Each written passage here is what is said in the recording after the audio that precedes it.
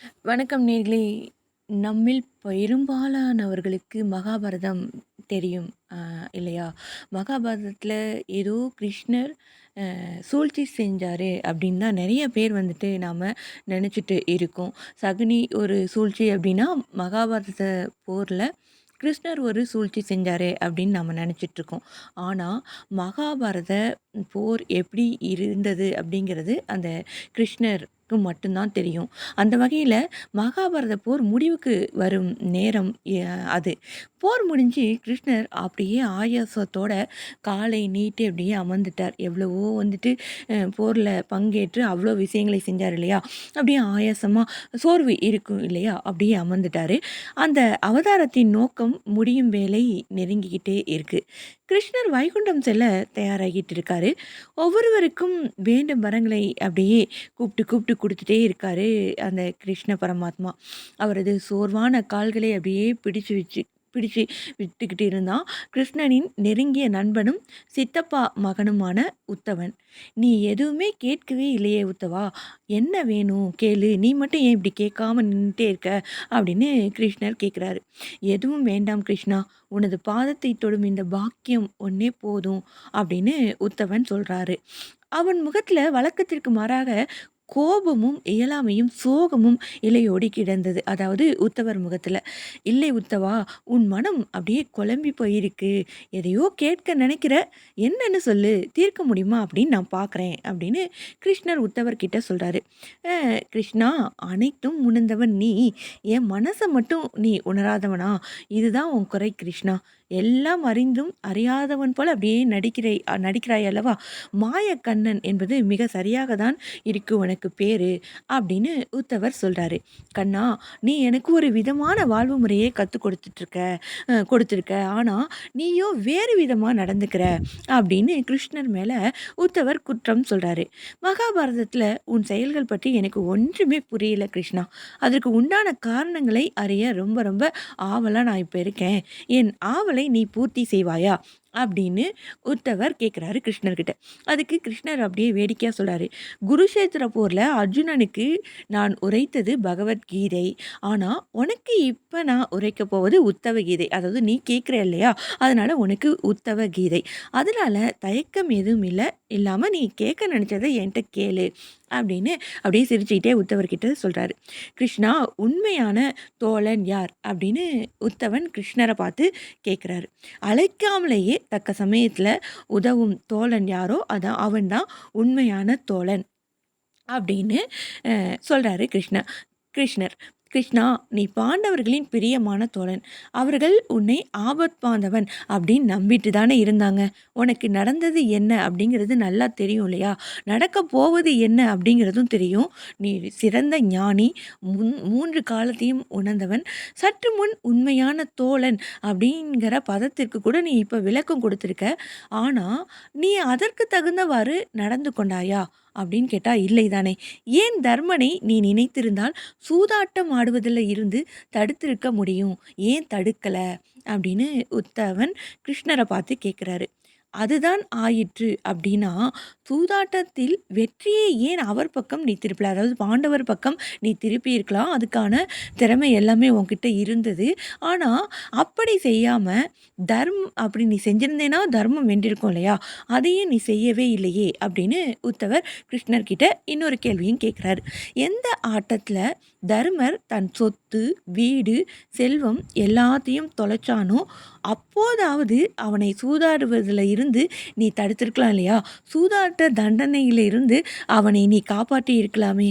அப்படி அது போனாலும் போகட்டும். தன் தம்பிகளை பணயம் வைக்கும்போதாவது நீ சூதாட்டம் நடந்த அறையில் நுழைந்திருக்கலாம் இல்லையா? அதுவும் நீ செய்யவே இல்ல." அப்படின்னு உத்தவர் அப்படியே அடுக்கடுக்கடுக்கா கிருஷ்ணர் மேல குற்றம் சுமத்திக்கிட்டே இருக்காரு. அப்படியே கேட்டுட்டே இருக்காரு கிருஷ்ணர். இன்னும் என்னென்னலாம் குற்றம் உத்தவன் நம்மள பார்த்து சொல்லப் போறான் அப்படின்னு. துரியோதனன் தர்மரிடம் திரௌபதியை விட்டுக் கொடுத்தால் எல்லா சொத்து சுகங்களையும் திருப்பி தந்து விடுவதாக சொன்னான் இல்லையா? அப்பவாவது நீ தலையிட்டு உன் தெய்வீக சக்தியால சூதாட்ட காய்களை மாத்தி அமைச்சு தர்மன் வெற்றி பெறுமாறு செஞ்சிருக்கலாமே. அத விடு. மானபங்க காட்சிக்கு பிறகே நீ தலையிட்டாய். ஆடைகள் கொடுத்து அவள் மானத்தை காப்பாற்றியதாக அப்படியே பெருமையா பேசிக்கிறாயே! பலர் முன்னிலையில ஒரு ஆண் மகனால இழுத்து வரப்பட்டு மானபங்கம் செய்ய துணிஞ்சபோது மௌனம் காத்து இருந்த நீ தான், இதற்கு மேல் ஒரு பெண்ணுக்கு என்ன அவமானம் வேணும்? நீ எத காப்பாத்துன? அப்படின்னு உத்தவர் கோபமா கேட்கிறாரு கிருஷ்ணர்கிட்ட.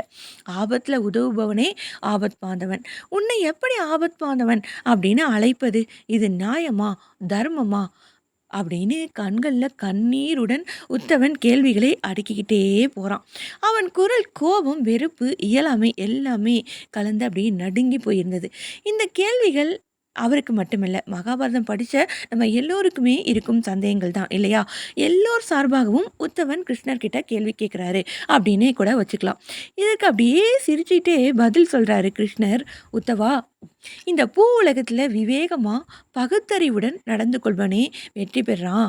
துரியோதனனிடம் இருந்த விவேகம் தர்மர் கிட்ட இல்ல. அதனால தான் தோல்வி அடைஞ்சாரு அப்படின்னு வந்துட்டு கிருஷ்ணர் சொல்றாரு.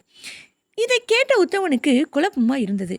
புரியலையே கிருஷ்ணா, நீ எப்படி என்ன சொல்ற அப்படின்னு கேட்குறாரு உத்தவன். கிருஷ்ணர் தொடர்ந்து சொல்றாரு. துரியோதனனிடம் சூதாட ஏராளமான சொத்துக்களும் செல்வமும் இருந்தது. அவனுக்கு காய்களை உருட்டி சூதாட திறமை போதவே போதாது. அவன்கிட்ட செல்வம்லாம் இருக்கு. ஆனால் அந்த சூதாட்ட காய உருட்டுற திறமை அவன்கிட்ட இல்ல. அதனால என்ன பண்ணான்னா, தனது மாமன் சகுனிய வச்சுக்கிட்டு அவன் பந்தயம் வச்சான். இதுதான் விவேகம் அப்படின்னு சொல்றது.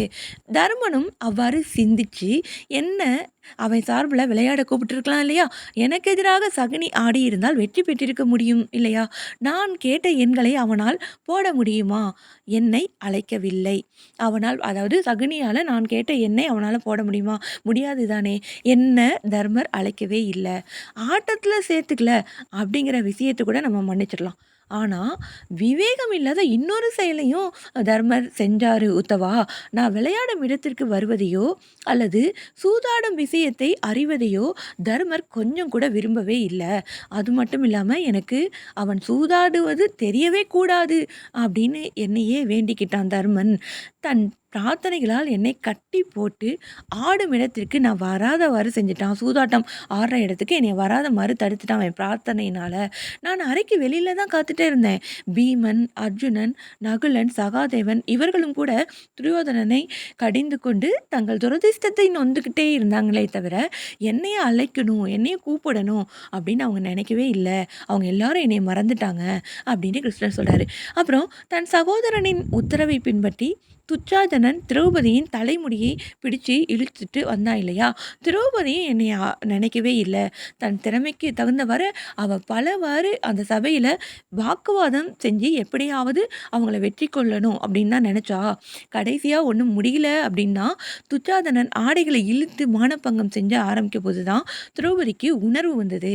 தன்னால் எதையும் செய்ய முடியாது அப்படின்னு சக்தியற்றவளா உணர்ந்து அபயம் கிருஷ்ணா அபயம் அப்படின்னு குரல் கொடுத்தா. திரௌபதியின் மானத்தை காக்க எனக்கு ஒரு வாய்ப்பு கிடைச்சது. உடனே நான் அவள் மானத்தை காப்பாத்திட்டேன். இந்த சூழ்நிலையில என்னுடைய தவறு அப்படின்னு நீ சொல்றியே, எந்த இடத்துல தவறு நிகழ்ந்தது சொல்லு பார்க்கலாம் அப்படின்னு கிருஷ்ணர் உத்தவர்கிட்ட கேட்குறாரு. அழகான விளக்கம் கண்ணா. அப்படியானா கூப்பிட்ட குரலுக்கு தான் நீ வருவாய் அப்படிதானே? ஆபத்துல உதவ நியாயத்தை நிலைநாட்ட நீ நீயா ஓடி வரமாட்ட அப்படிதானே அப்படின்னு உத்தவர் கேட்குறாரு. அதுக்கு கிருஷ்ணர் சொல்றாரு, அப்படி இல்லை உத்தவா. இந்த உலகத்துல எல்லோரும் அவர்கள் கர்மப்படி விதிப்படி தான் வாழ்றாங்க. அப்படி தான் வாழ வேண்டும். இதில் நான் தலையிடுவது கிடையவே கிடையாது. நான் வெறும் சாட்சியாக மட்டும்தான் இருக்கேன். நான் அருகில் இருந்து நடப்பதை அப்படியே கவனிச்சுட்டே இருப்பேன். அதுதான் கடவுளின் தர்மமும் கூட அப்படின்னு உத்தவர்கிட்ட கிருஷ்ணர் சொல்றாரு. அப்ப உத்தவர் சொல்றாரு, நல்லது கண்ணா. அப்படியானால் நீ எங்க பக்கத்திலேயே இருந்துக்கிட்டு நாங்கள் செய்கிற தீய செயல்களை அப்படியே பார்த்துட்டே இருப்ப இல்லையா? பாவங்கள் தீய செயல்கள் அதிகமாகி அதிகமாகி நாங்கள் கஷ்டப்படுவதையும் பார்த்துட்டே இருப்ப அப்படிதானே அப்படின்னு கேலியும் கிண்டலுமா உத்தவர் கிருஷ்ணர்கிட்ட கேட்குறாரு. உத்தவா, உன் வார்த்தைகளின் உள்ளார்ந்த அர்த்தத்தை நீ உணர்ந்துக்கோ. நான் உன் அருகில் இருக்கும்போது, அதாவது நம்ம பக்கத்தில் இருக்கும்போது நீ எப்படி தீய செயல்களை செய்வ? உன்னால் அது முடியாது தானே. நான் அறியாமல் உன்னால் ஒன்றுமே செய்ய முடியாது அப்படிங்கிறத நீ உணர்ந்துக்கொள். நான் பக்கத்தில் இருக்கும் பொழுது தர்மரின் அறியாமை யாது எனில் அதாவது தர்மரின் அறியாமை எதுனா, எனக்கு தெரியாமலேயே தான் விளையாட முடியும் அப்படின்னு நினைச்சாரு. எல்லாரிடத்திலும் சாட்சி ரூபமாக இருக்கிறேன் என்பதை தர்மர் உணர்ந்திருந்தா, சூதாட்டம் வேறு விதமா முடிந்திருக்குமா? முடிந்திருக்காதா? சொல்லு உத்தவா அப்படின்னு கேட்குறாரு கிருஷ்ணர். என் பக்தன் பக்கம் நில்லாமல் யார் பக்கம் நான் நின்ற போறேன்? அவனுக்கு செய்யாம நான் யாருக்கு செய்வேன்? சொல்லு உத்தவா சொல்லு அப்படின்னு கேட்குறாரு. நாயம் கேட்குற மாதிரி கிருஷ்ணர் உத்தவர்கிட்ட. அப்படியே உத்தவன் கண்ணீர் மல்கி கிருஷ்ணரின் பாதத்தை அப்படியே பற்றி கொண்டான். அடடா! எத்தனை அழகான விளக்கம். இது புரியாமல் நான் உன் மேல குற்றம் மேல குற்றமா சுமத்தி கேள்வி மேல கேள்வி கேட்டுட்டேனே.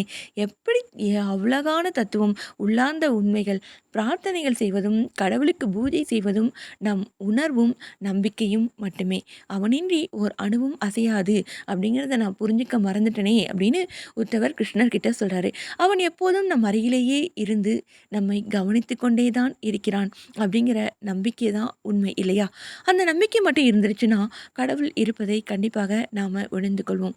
நான் அப்படிங்கிற கர்வத்தை அழிச்சு, எல்லாம் அவனே, அவன் பாதமே சரணம் அப்படிங்கிறத மகாபாரதம் உணர்த்தும் தத்துவ பொருளா நாம எடுத்துக்கலாம் இல்லையா? இப்படியான ஒரு அருமையான பதிவோடு மீண்டும் சந்திக்கலாம் அன்பு நேயர்களே.